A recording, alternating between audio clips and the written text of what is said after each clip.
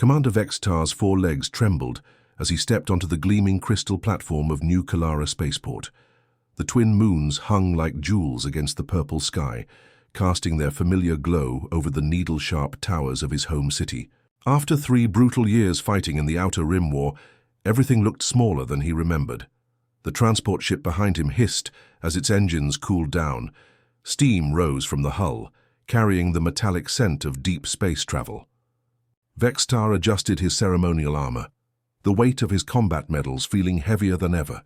His reflection caught in the polished surface of a nearby shuttle, showing the fresh scars across his chitinous face and the haunted look in his compound eyes.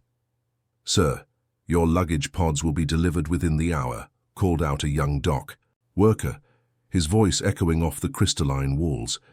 The worker's antennae twitched with curiosity as he recognized the famous war hero, but Vextar barely acknowledged him. The memories came flooding back without warning.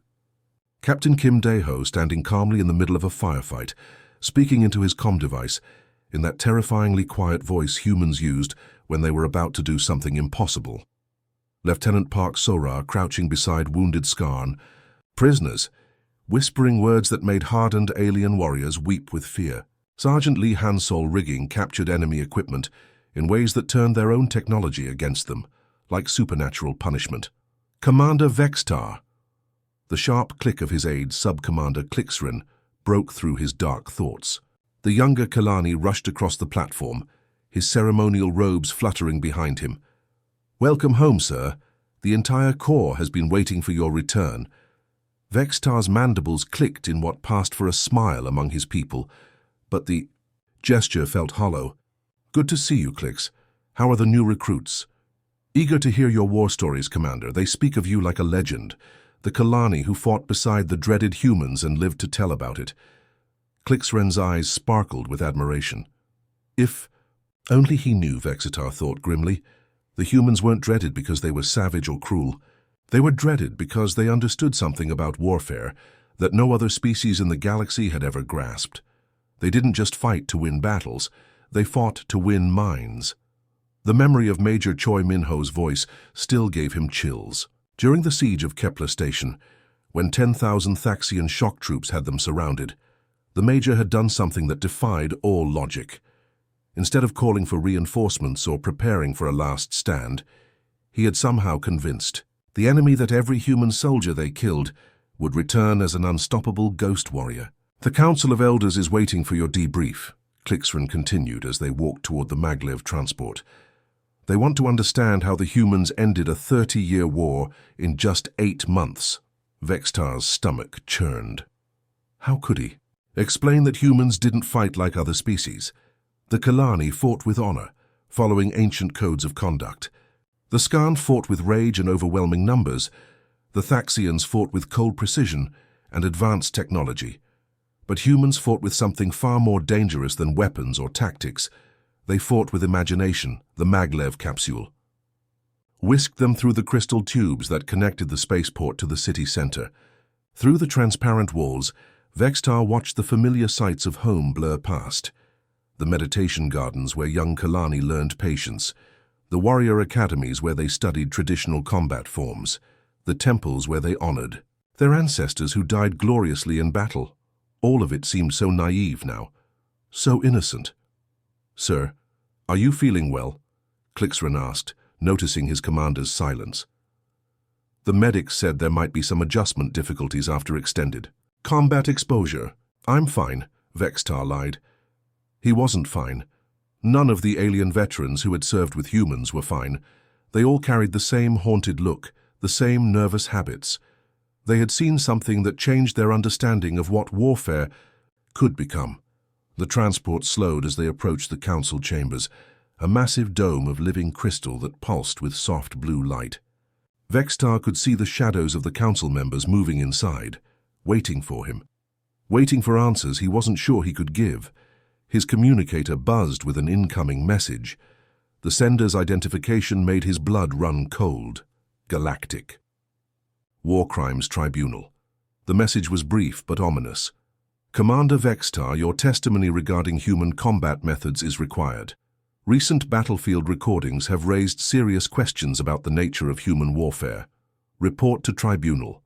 Station 7 within 10 standard cycles.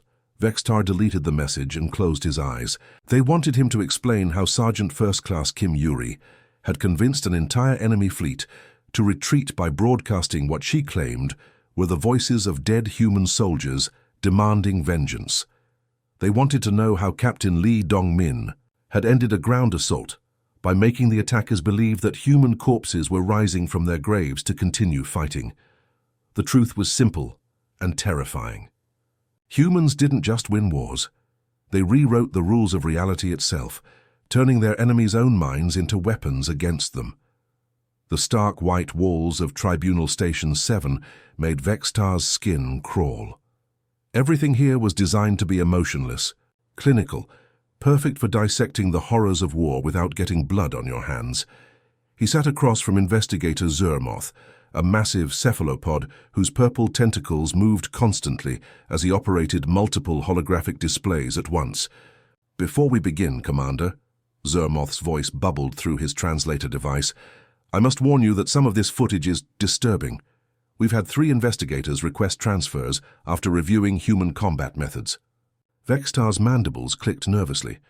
"I was there for most of these battles. I doubt there's anything I haven't seen. We shall see." Zermoth's largest tentacle touched a control panel, and the room filled with 3-dimensional images of the Battle of Kepler 142b. The hologram was so realistic that Vextar could smell the sulfur in the air and hear the distant rumble of artillery. The battlefield stretched across a desolate moon, pockmarked with craters and twisted metal. Lieutenant Colonel Yoon Ji-hai's battalion was dug in behind makeshift barriers, their human faces grim but determined. Across the wasteland, 3,000 Skarn warriors prepared for their final assault, their massive forms bristling with natural armor and razor-sharp claws. "Standard tactical analysis says the humans should have been wiped out in minutes," Zermoth explained, his tentacles highlighting different sections of the battlefield. "The Skarn are bred for close combat. Each warrior can tear through steel with their bare hands. But as the hologram played, something impossible happened. The Skarn charge began confidently, their war cries echoing across the battlefield. Then the screaming started, not human screams, but Skarn voices filled with absolute terror. Watch carefully." Zermoth zoomed in on Sergeant First Class Kang Hyojin. The human soldier was operating what looked like standard Skarn communication equipment, but he was using it in ways that made Vextar's exoskeleton shake. Kang was broadcasting voices through the Skarn's own helmet communicators. But these weren't just any voices. They were the voices of dead Skarn warriors, speaking in their ancient death language, promising to drag the living down to join them in eternal darkness. "The Skarn have a cultural belief," Vextar whispered, watching the massive alien warriors stumble and fall as phantom voices filled their minds. "They believe that warriors who die in shame become vengeful spirits. Kang somehow learned their burial songs, their death poems, their most sacred funeral rites. The hologram showed human soldiers appearing and disappearing in the smoke and shadows, but they weren't using advanced technology. They were using mirrors, sound deflectors, and simple misdirection. To the terrified Skarn, it looked like ghost warriors materializing from thin air. In 15 minutes, 3,000 Skarn warriors retreated from 800 humans. Zermoth's voice carried a note of disbelief. They abandoned their equipment, their wounded, everything. The sector commander reported that his forces were being hunted by the spirits of their ancestors.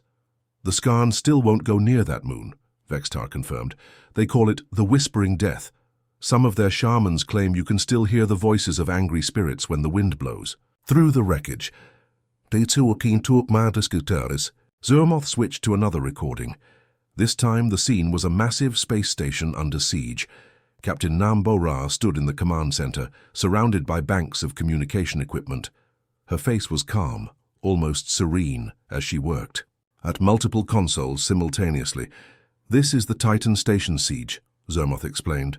5,000 Vorthun troops had been trying to capture this facility for 6 months. Captain Nam ended it in 3 hours. The hologram showed Nam intercepting enemy communications, but she wasn't jamming them or decoding them. She was adding to them. Every time a Vorthan soldier died, she somehow captured their final words, their last messages to loved ones, their dying regrets. Then she broadcast these messages to the surviving Vorthan forces. The psychological impact was devastating. Vextar remembered watching it happen. The Vorthan believed that disturbing the final words of the dead brings terrible curse upon the living. Nam made them think that continuing the attack would anger the spirits of their fallen comrades. Within hours, the Vorthan commander had ordered a complete withdrawal. The siege was over without a single human casualty. But this is just the beginning. Zermoth's tentacles moved frantically across the controls.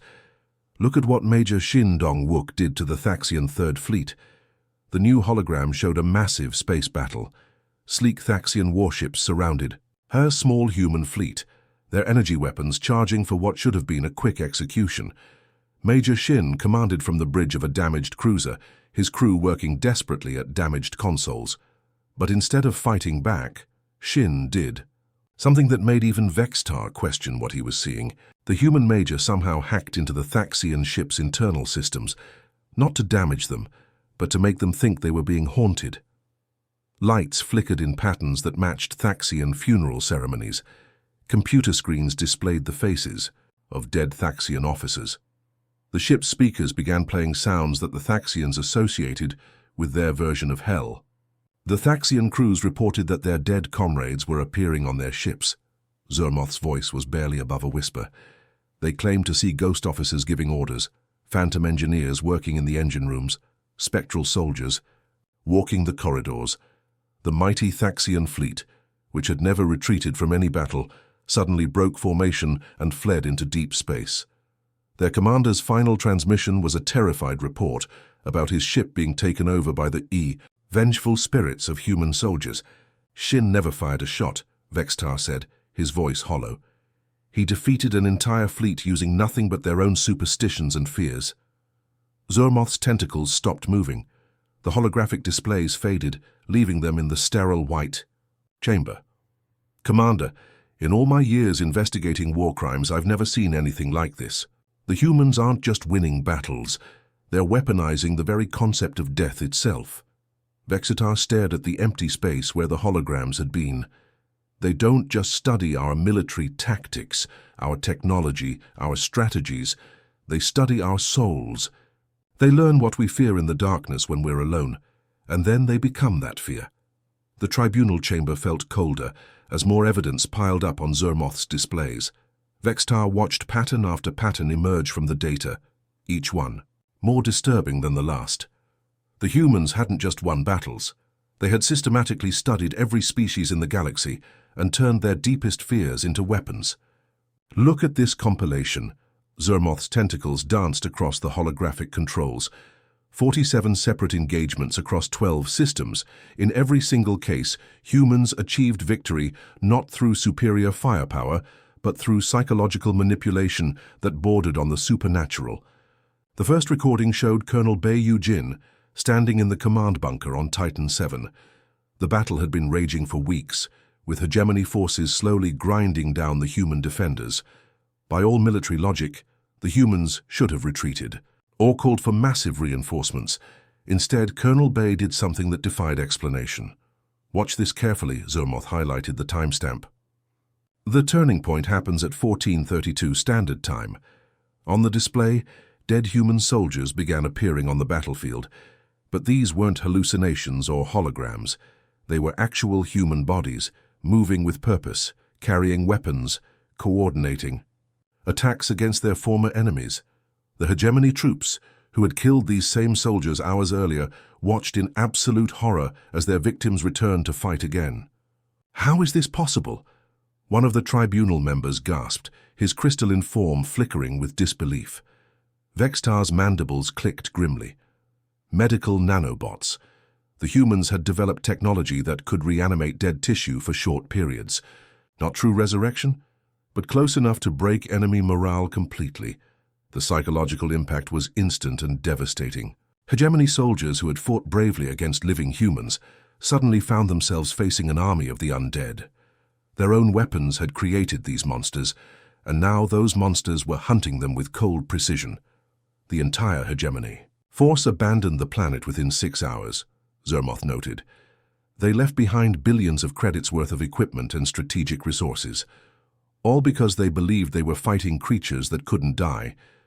But the investigation had uncovered something even more chilling. The humans had been granted access to interview one of their own. Lieutenant Commander Ryu Sera sat across from Vextar in a sterile interview room, her human features calm and composed, despite the horrific subject matter. "Thank you for agreeing to speak with us," Vextar began, his translator converting his clicks into human speech. "We're trying to understand your military methods." Ryu Sera smiled, and somehow that smile was more frightening than any weapon.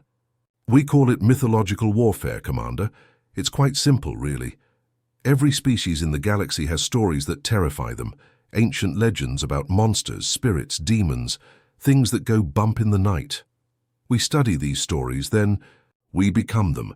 But your conventional weapons are more than sufficient," Vextar protested. "Human technology rivals any in the galaxy. Why resort to such psychological methods?" Ryu Sera's eyes grew distant, as if she was remembering something from far away. "Because fear is more powerful than any weapon we could ever build.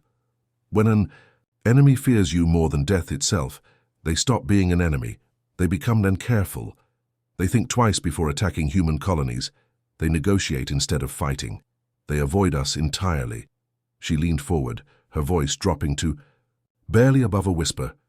"Would you rather face an enemy who fights to kill you, or an enemy who fights to make you wish you were never born?"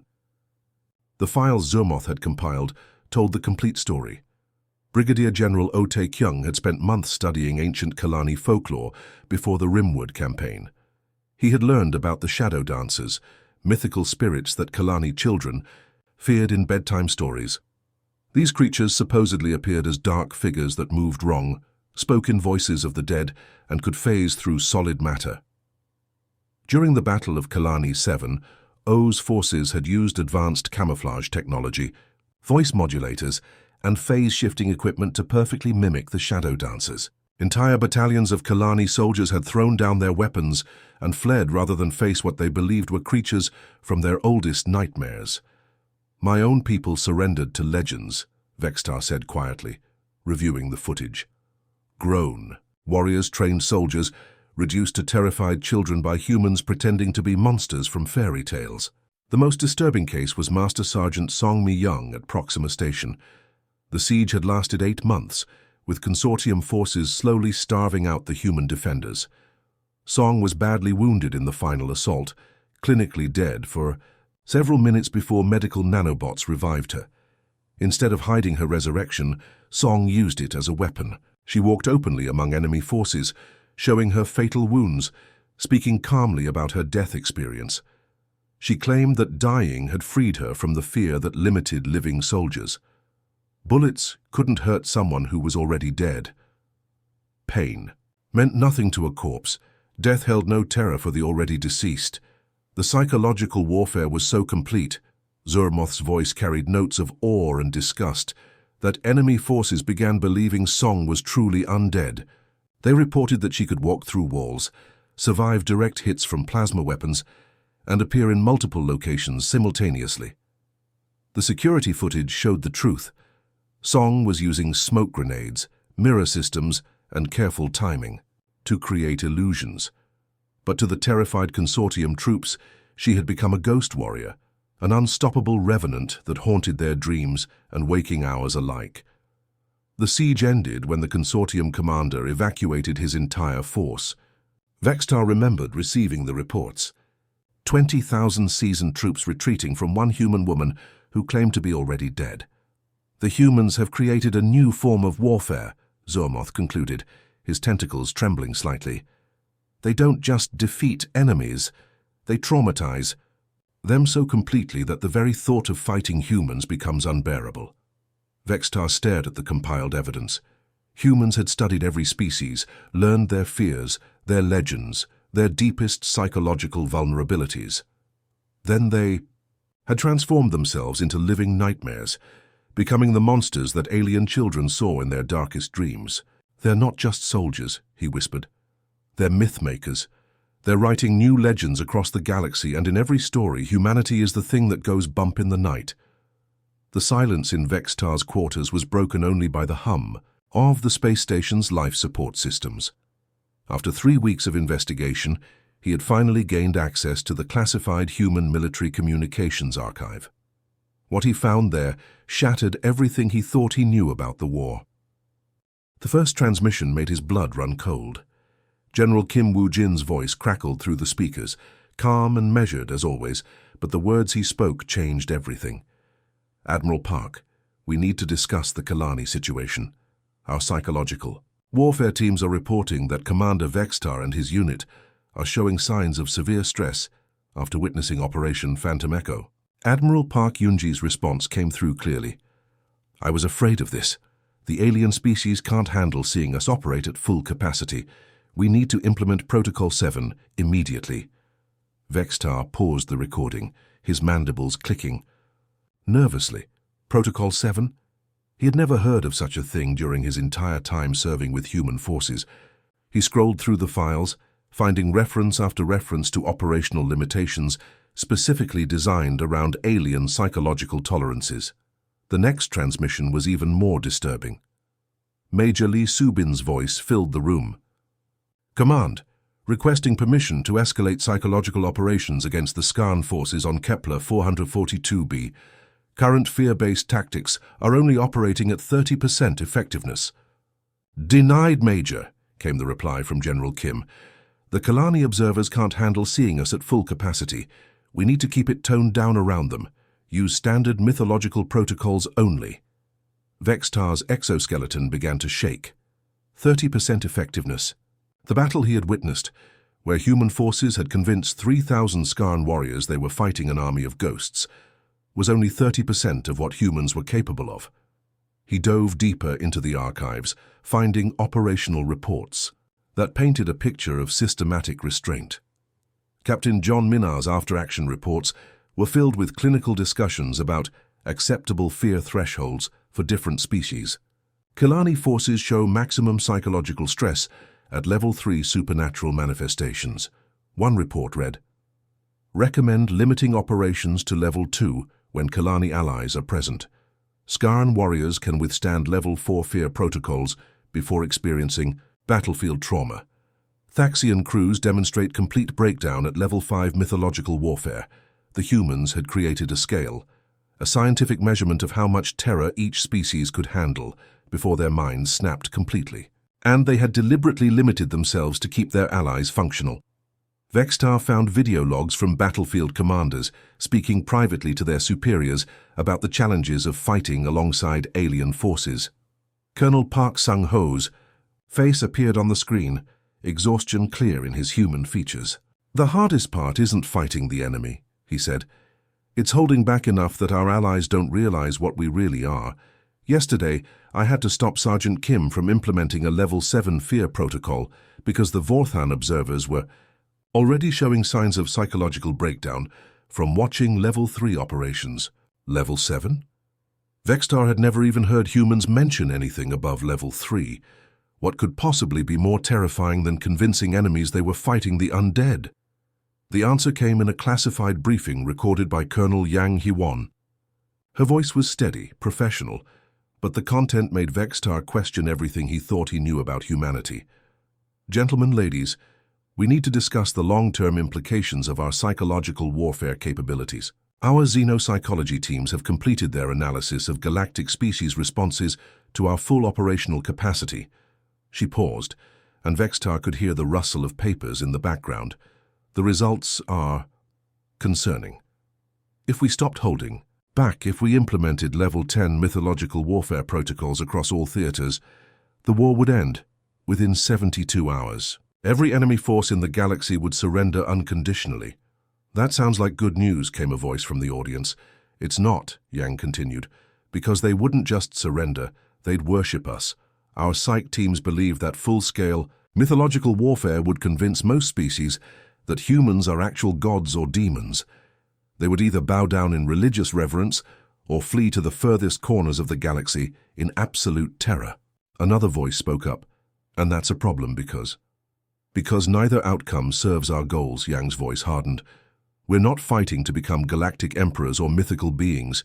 We're fighting to create a galaxy where all species can coexist peacefully.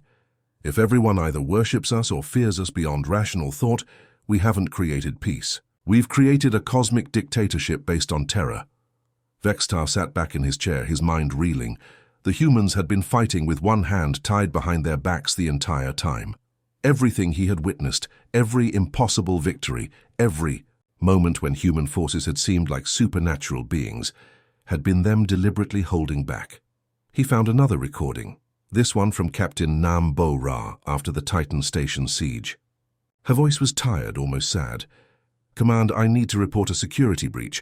One of our Kalani allies, Commander Vexitar, witnessed me using Level 4 psychological protocols during the siege. He looked at me like I was some kind of monster." "I think we need to be more careful about what our allies see." "Understood, Captain," came the reply. "Implement Protocol 7. All future operations involving alien allies are limited to Level 2 maximum. We can't afford to lose their trust." The truth hit Vextar like a physical blow.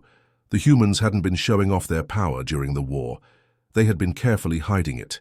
Every terrifying display of psychological warfare he had witnessed was actually humans trying not to traumatize their allies while still winning battles. He found one final recording that answered his deepest questions. General Kim Woo-jin speaking to a gathering of senior human commanders, his voice heavy with responsibility.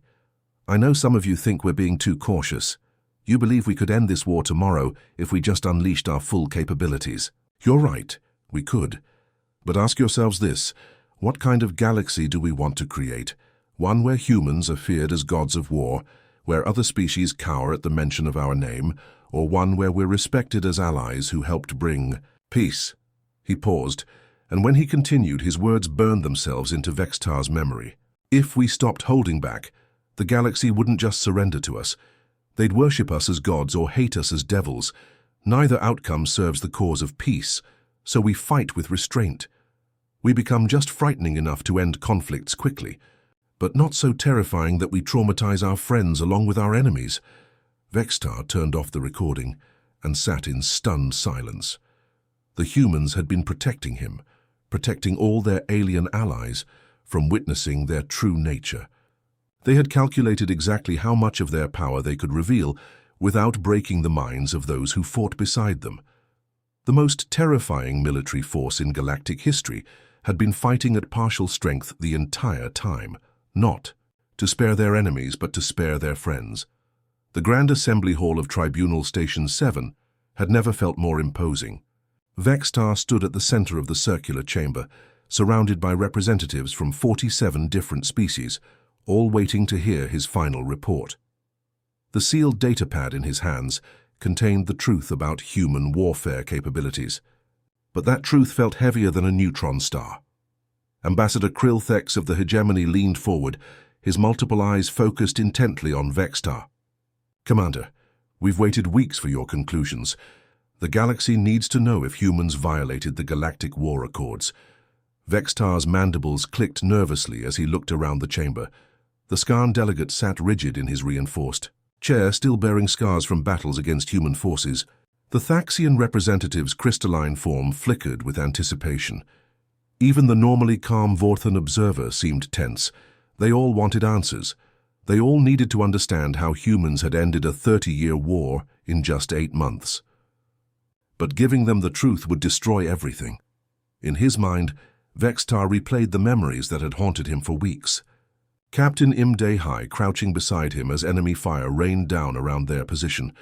A piece of shrapnel had torn through his exoskeleton, and alien blood was pooling beneath him. "Stay with me, Commander," Dahai had whispered, her human hands surprisingly gentle as she applied emergency medical patches. "You're not dying on my watch." The enemy forces had been closing in, eager to capture or kill the famous Kalani War hero. But Dahai had activated her comm system and begun broadcasting on enemy frequencies. Her voice had been calm, almost conversational, as she spoke in perfect hegemony dialect. "Attention, hegemony forces. You are currently targeting Commander Vextar of the Kalani Defense Corps. Be advised that this soldier is under the personal protection of Captain Imdahai, 3rd Human Psychological Warfare Division. Any harm that comes to him will result in the immediate deployment of Level 9 Vengeance protocols against your entire unit. The enemy advance had stopped dead. Vextar had watched through his helmet display as hardened hegemony shock troops actually backed away from their position. "What are Level 9 Vengeance protocols?" he had asked weakly. Dahai's smile had been both comforting and terrifying. "Something they don't want to find out about, Commander. Trust me on that." The memory shifted to another battle, another impossible, human victory. Sergeant Major Quan Ji-ho standing in the command center of Firebase Echo, surrounded by communication equipment that hummed with otherworldly energy. The consortium had been besieging the base for an entire month, slowly grinding down the defenders with constant artillery bombardment. Quan had spent 3 days preparing his psychological assault. When he finally activated it, the results were immediate and devastating. Through every consortium communication channel, the voices of dead human soldiers began speaking. Not recordings, but somehow the actual voices of fallen comrades, speaking directly to the enemy forces. "We died defending this place," the ghostly voices had whispered through enemy helmet radios. "But death doesn't stop humans from fighting. We're still here, still watching, still protecting our friends. Leave now while you still can." The psychological impact had been instant. Consortium soldiers reported seeing phantom human figures walking through their camps at night. Equipment mysteriously malfunctioned. Sentries claimed that dead human soldiers were standing just outside the range of their lights, watching them with glowing eyes. The siege had ended in 3 hours. And an entire consortium battle group had evacuated rather than face what they believed were the vengeful spirits of human dead. "Commander Vexitar," the tribunal president's voice brought him back to the present. "We're waiting for your report." Vexitar looked down at the datapad in his hands. Inside was everything. The classified recordings showing humans deliberately limiting their psychological warfare to avoid traumatizing their allies. The evidence that humanity possessed capabilities so terrifying that full deployment would either make them galactic gods or universal demons. The proof that humans had been protecting the galaxy by becoming its nightmares. He thought of Lieutenant Colonel Hamin Jai, who had single-handedly convinced an entire pirate fleet to surrender by making them believe their own ships were haunted by the souls of their victims. The pirates had been so terrified that they had voluntarily turned themselves in to galactic authorities rather than continue sailing space they believed was cursed. He remembered Major Seo Yeji, whose psychological warfare techniques had ended the Rimwood Rebellion without a single civilian casualty. She had somehow convinced the rebel leaders that continuing their fight would anger the spirits of their own ancestors, turning their cause into a blasphemy against the dead. These humans had become monsters so that others could sleep peacefully. They had weaponized fear itself, not for conquest but for protection. They had made themselves into the galaxy's darkest legends so that real darkness would never again threaten innocent worlds.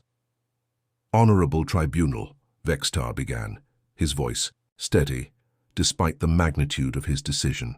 "After extensive investigation and analysis of battlefield recordings, classified communications and personal testimonies from multiple species, I have reached my conclusion regarding human military tactics during the Outer Rim War."